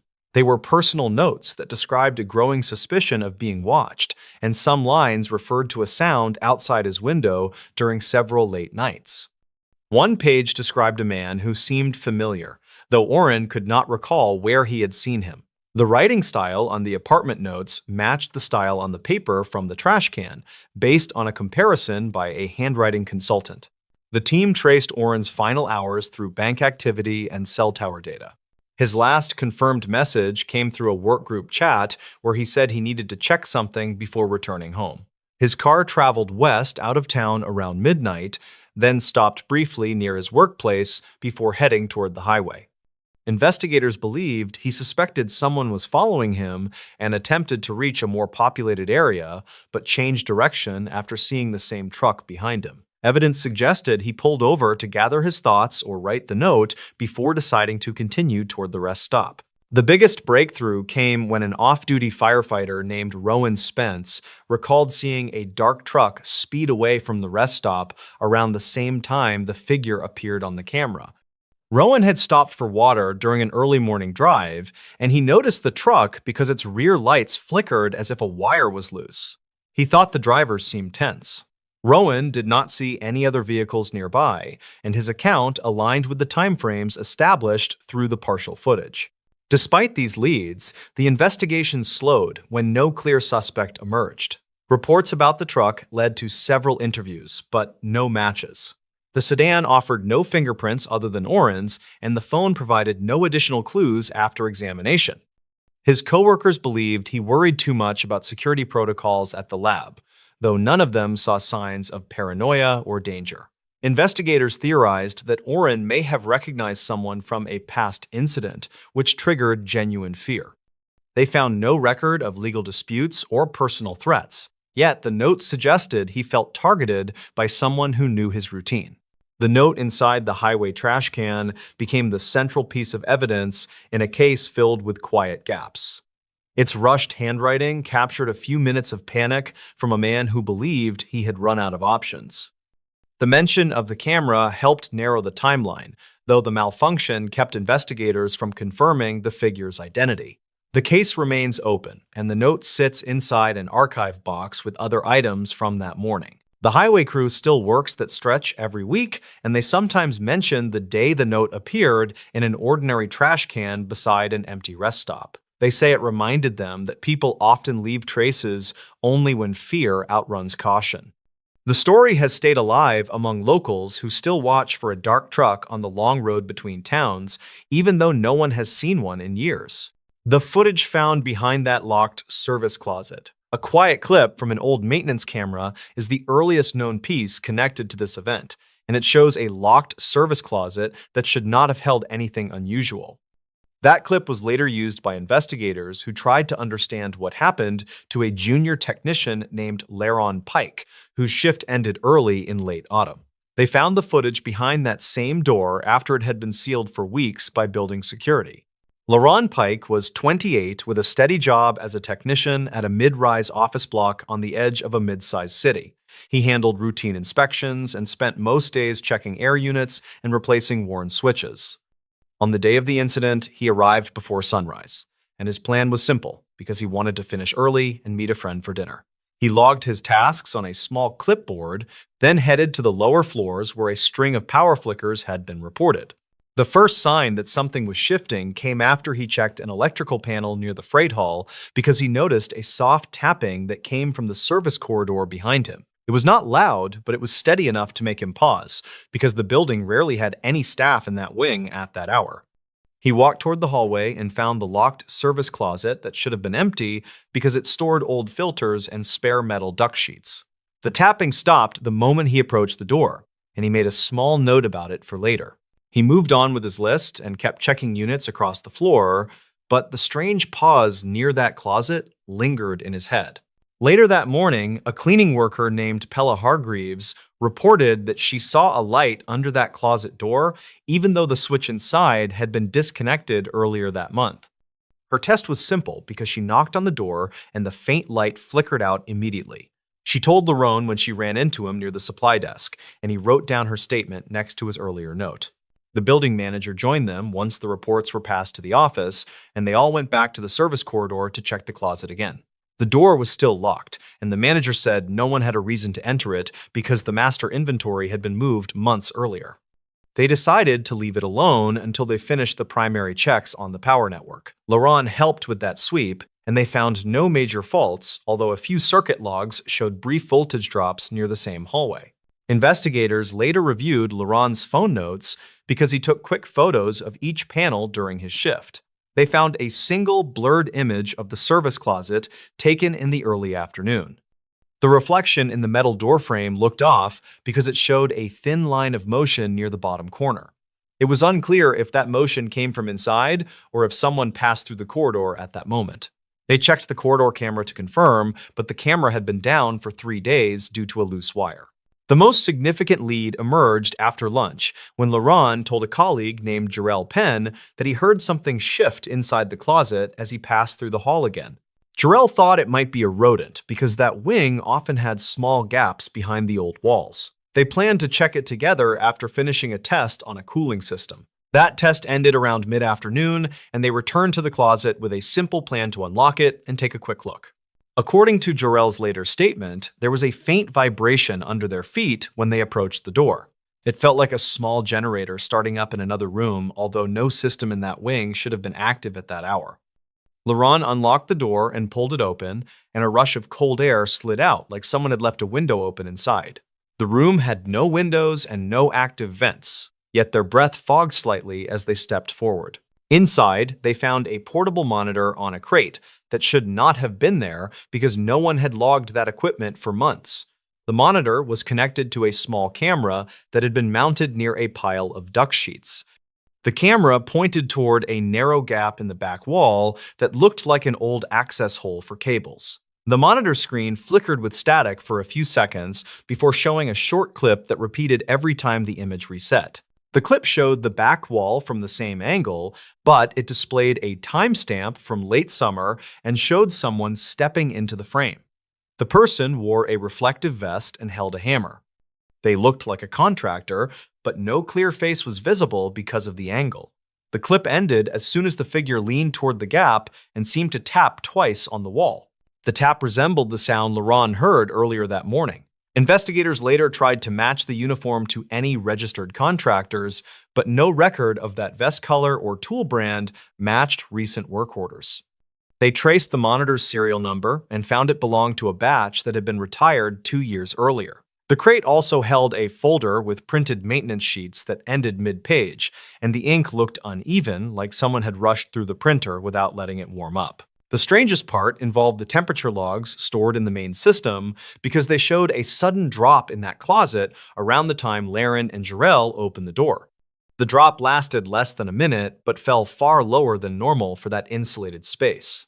Technicians tried to reproduce the effect during later tests, but found no way to drive the temperature down without active equipment. The final known movement of Laren came when he told Jarrell he wanted to check the narrow gap in the back wall because he thought it might lead to an unused conduit. Jarrell said he stepped out to grab a flashlight from the supply cart while Laurent stayed near the crate studying the looping clip. When Jarrell returned, moments later, Laurent was gone and the crate had been dragged 2 feet closer to the wall. There were no signs of a struggle and no debris on the floor. Security was called and a search was launched through every level of the building. They checked old blueprints and found that a small crawl space existed behind that wall, although records showed it had been sealed during renovations in the late 2000s. A remote camera was pushed inside during the search, but the crawl space ended in a collapsed section where cables hung like dead vines against concrete. Weeks later, the closet was officially sealed by the building manager. During that process, they found the small camera still recording, although its battery should have been empty long before that day. The final moments on the recovered footage showed the empty closet with the door slightly open. The cold air effect happened again because frost formed on the metal crate for several seconds before fading. No figure appeared on the clip, and no sound occurred except a soft tap that matched the earlier reports. The case remained open because no trace of Laurent turned up anywhere in the building or the surrounding lots. Some investigators believed he crawled into the sealed gap and became trapped, although the remote camera found no sign to support that. Others thought the earlier contractor in the clip might have accessed the area for reasons that were never logged. Those theories remained unproven because no further evidence surfaced. The building keeps the closet sealed, and new tenants use the hallway without knowing much about the incident. Maintenance staff still mention the odd patch of cold air near that door when the seasons shift, but they treat it as a minor quirk that does not affect their routines. The older technicians say the footage probably captured a forgotten repair crew, even if the records were too messy to confirm that. The quiet clip remains in a small archive box in the manager's office. It shows an ordinary room, an old crate, and a narrow gap that never leads anywhere clear. It holds a brief record of a moment when something felt off in a place meant for simple repairs. It leaves a quiet reminder that even a locked service closet can hold questions that never settle completely. What this abandoned rest stop revealed still haunts investigators. Highway crews still talk about the rest stop like it is some quiet bruise on the side of the old state road, the kind you notice only when the weather turns gray and the trees start leaning a little too close to the pavement. The building is gone now, replaced by a fenced patch of gravel. But the story stuck because of what happened to a surveyor named Kieran Holt. The case file is dusty, the statements are messy, and the investigators who worked the first week still say they never really settled on one clean explanation. They just know something was wrong there long before anyone realized they should have shut the place down tighter. Kieran was not the dramatic type. He was the kind of guy who always double-checked distances, kept backup batteries in his truck, and made small handwritten notes even when the radio logs were enough. He handled hundreds of miles of rural roads for the planning office, and that route took him through long stretches of quiet land where the only sound came from power lines humming over empty fields. People who knew him said he actually liked the silence because it made the work feel straightforward. He just measured things, wrote things, fixed things, and went home. That morning, he left before sunrise because he wanted to finish early and beat a patch of oncoming rain. The abandoned rest stop sat along his first checkpoint, and even though it had been closed for years, he still stopped there sometimes to take signal readings. It gave him a clear view of the ridge and the highway bend. It was habit more than necessity, and he had done it so many times that no one thought twice when they looked at his assigned route later. The patrol video that eventually became the anchor of the whole timeline showed his truck pulling up to the cracked entrance. He gets out, checks the sky, and walks toward the old restroom building with his binder under one arm.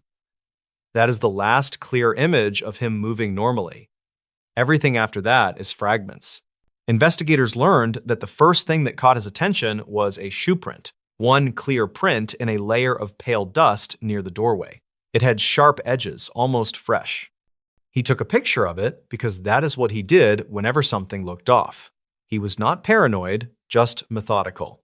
He probably thought someone slept inside the building during the night. It happened sometimes on remote highways. He wrote down the time, circled the note, and stepped into the entrance. The hallway was dark and carried a strange, muffled echo, like the walls were padded even though they were just old tile. He heard a scraping sound from deeper inside.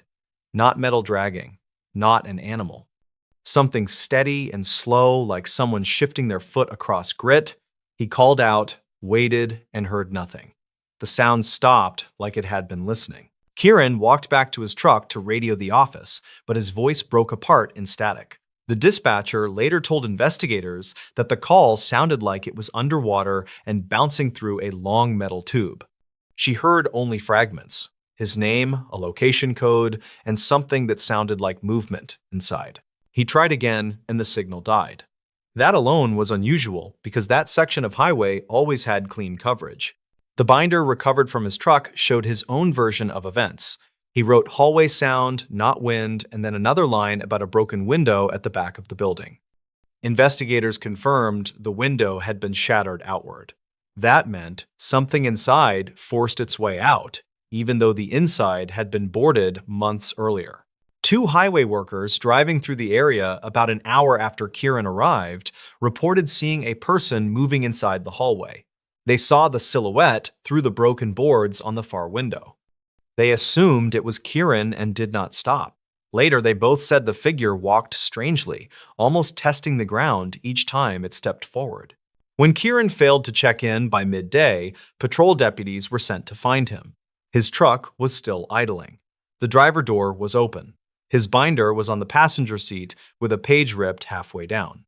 His pack lay near the broken window. The last photo on his camera showed the hallway inside the building. At the far end of the frame, barely visible, stood a faint figure leaning against the corner. No one could tell if it was facing the camera or facing away. Inside, deputies found scrape marks on the floor, thin, curved, following the left wall all the way to a locked storage room. The door showed no signs of force, yet the dust around it was swept clean in a straight line, as if something moved in and out repeatedly. The key they used to open it had to be fetched from the district office because no one had unlocked that door since the rest stop closed. Inside the storage room, they found an old maintenance cart shoved off to one side. Beneath it lay a faded maintenance log from the late 2000s mentioning a ventilation repair and a crawl opening behind a panel. The panel had been sealed for decades. The log was not supposed to be there. When investigators removed the panel, the cavity behind it ran deeper than any blueprint suggested. The air that came from the gap was cold and carried a metallic smell that clung to clothing. A search camera was lowered inside. The footage showed concrete walls narrowing into a crooked tunnel barely large enough for a grown man to crawl through. 10 feet in, the camera light hit something reflective. A highway vest, not folded, not discarded, hanging there in a slack curve as if someone had leaned their back against the wall and slid downward.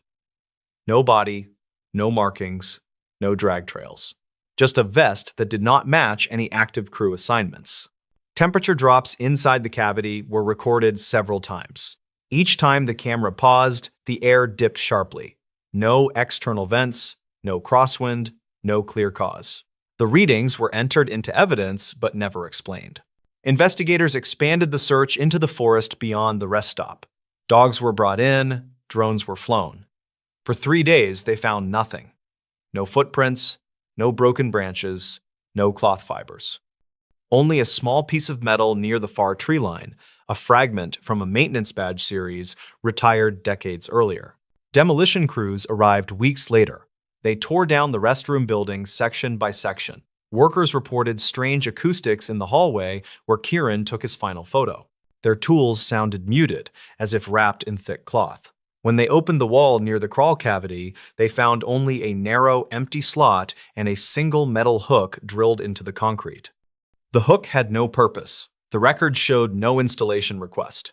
It faced inward, toward the cavity, like something had hung there long ago. In a thin layer of dust near the base of the cavity, they found a scrap of notebook paper. The edges were frayed as if torn in a hurry. The paper held 2 words in Kieran's handwriting: saw movement, no time, no location, no arrows, just those 2 words.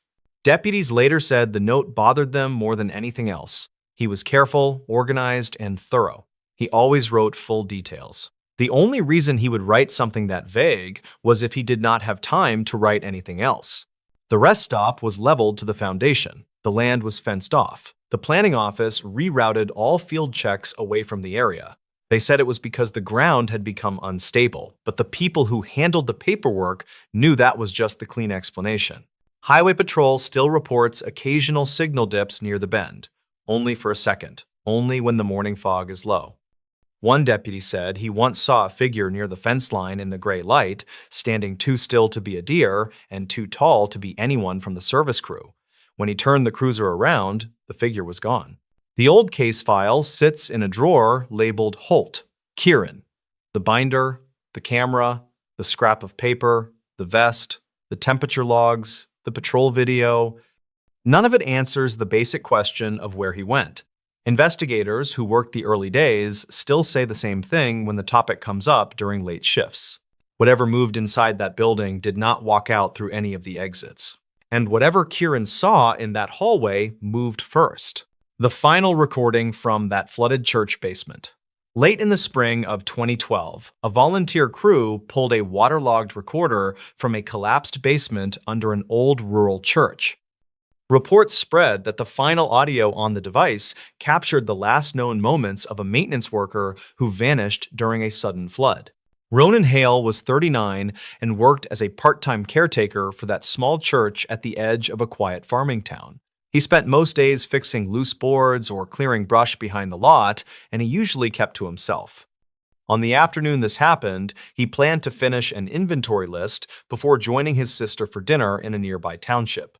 He showed up shortly after noon and noticed muddy streaks along the stairs that dropped toward the lower storage rooms. The church sat near a narrow creek, and the building had a long history of minor flooding after heavy storms. Ronan figured it was another routine cleanup and carried a battery lamp down to check the drain lines. When he reached the landing, he heard a faint ticking echoing from somewhere past the stacked folding chairs. He also saw a thin sheet of water drifting across the concrete toward the maintenance alcove. Witness statements later described him as calm, since he handled similar issues many times without trouble. Still, something about the slow, rhythmic sound bothered him. He placed his small recorder on a shelf near the stair base so he could replay any strange noises for the plumbing contractor. Records confirm he often did that when pipes groaned or pumps stalled. A neighbor recalled that Ronan believed strange sounds usually meant a stuck valve or trapped air inside old lines. Minutes later, the creek rose faster than predicted, and water began forcing itself beneath the rear foundation. According to archived weather logs, the storm upstream had dumped far more rain than expected, and the narrow channel behind the church could not clear fast enough. The basement started filling from the farthest corner first, leaving Ronan cut off near the central posts.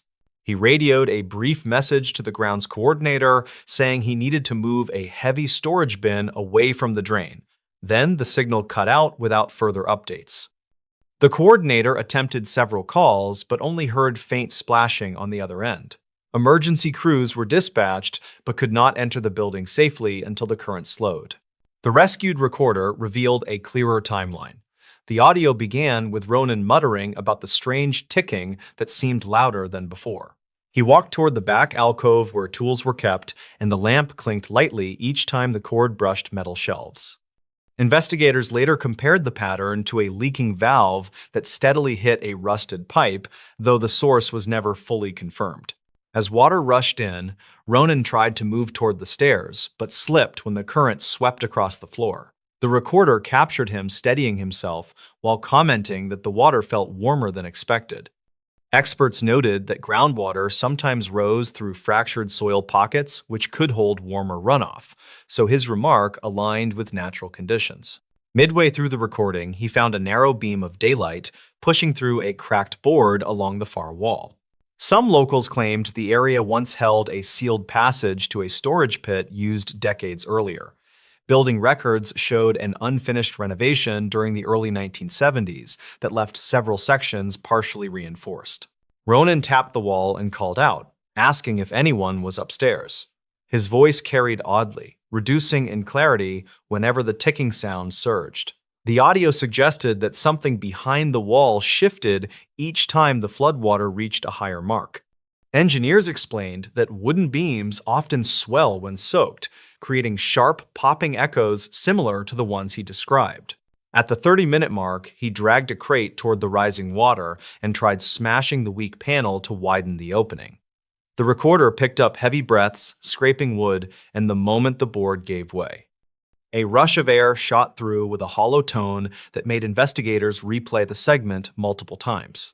Behind the panel lay an older pump pit that had been sealed off for safety. Ronan climbed inside, believing it sat higher than the basement floor. Archival diagrams showed the chamber was once used for heating lines, though it had been disconnected long before. The space offered only a few inches of clearance from the ceiling, but Ronan seemed convinced it could buy some time. The recorder captured him trying to describe what he saw inside. He mentioned rows of iron hooks mounted on support beams and a narrow ledge carrying dusty jars. No records exist explaining why those hooks remained in a decommissioned space. A retired groundskeeper told investigators that the pit might have stored repair equipment during early construction, but could not recall exact details. Water rose into the chamber faster than Ronan expected. He climbed onto an overturned crate and kept speaking to the recorder while shining his lamp at the far corner. The ticking noise seemed louder than ever, echoing as if bouncing off several close surfaces rather than one. Audio analysts believed multiple metal components vibrated under sudden pressure, which could create overlapping pulses similar to a rapid knock. Near the end of the recording, his tone changed. He said he saw movement near the jars, describing a shifting ripple that matched the lamp beam. Researchers proposed the jars trapped pockets of air under their lids, creating bubbles as the temperature changed. The motion could have startled him, since dim light often distorts reflections on rising water. Moments later, the crate under him tipped, and he fell against the recorder shelf he had brought into the chamber. The splash nearly drowned the microphone, but it kept capturing faint sounds. He shouted toward the cracked entry, saying the current was pulling through the opening as if water drained toward a lower point. Engineers later found a small section of rotted flooring under the pit that had collapsed, allowing water to rush downward into a deeper cavity. The final clear segment recorded Ronan calling out that he could feel the floor shifting. Then there was a sharp crack, followed by a sudden roar as part of the lower structure gave way. The audio ended with a rush that matched water pouring through unstable timber. Rescue crews found no sign of him once the flood receded, and the cavity beneath the pit remained too unstable for deeper searches. Investigators concluded that he was likely swept into a collapsed subchannel formed by decades of erosion. The ticking sound remained the only unexplained detail, though most experts agreed it was probably a combination of pipes, swollen beams, and loose metal vibrating under pressure. The church was later reinforced, and the basement was sealed for safety. Some volunteers claimed they still heard faint rhythmic taps during heavy rain, though that was never verified. The recorder was stored with the case notes, serving as the only account of what happened beneath that flooded floor. In the years since, Ronan's family kept a quiet memorial near the creek trail where he liked to walk after work. They said they preferred believing he fought hard to find a way out during those final minutes. The recording remains a reminder of how quickly familiar places can change when hidden parts of old structures finally give out. The terrifying pattern behind these abandoned campsite calls. In late autumn of 2019, a string of abandoned campsite calls started showing up on a small county dispatcher log. Every call sounded like someone was trying to describe the same quiet forest sound before abruptly going silent. The pattern only became clear after a ranger reviewed the recordings weeks later. Kalen Drew was 37 and worked as a seasonal ranger who covered a stretch of woodland near an old reservoir. He spent most mornings checking trail markers or reminding campers to store food safely, and he usually finished his route by early afternoon. On the day he first heard about the calls, he had planned to photograph a ridge for a new map update. He stopped by the dispatch office before heading out and saw a printout listing 3 short, incomplete calls that all came from similar tower coordinates. Each call ended in under 30 seconds and contained the same low tone in the background. The dispatcher remembered the callers sounding unsure about what they were hearing, which caught Kalen's attention because the region rarely had unusual wildlife activity. He drove toward the reservoir and parked near a small access gate. Weather reports later noted a strong cold front moving toward the area that afternoon, which often caused strange echoes through narrow valleys. The air already felt heavy and carried a distant metallic note that he assumed came from shifting ice across the water. When he reached the ridge trail, he noticed a flattened tent tucked beside a cluster of pines. The soil around it showed no clear footprints, and the fabric was still clipped to its frame.